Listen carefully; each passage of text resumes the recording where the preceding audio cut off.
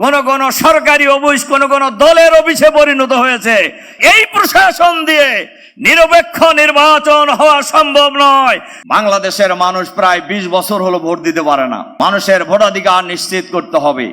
এজন্য দুটো জিনিস খুবই প্রয়োজন। লেভেল প্লেইং ফিল্ড তৈরি করতে হবে, সবার জন্য সমান অধিকার নিশ্চিত করতে হবে, আর আইন শৃঙ্খলা পরিস্থিতি উন্নয়ন করতে হবে।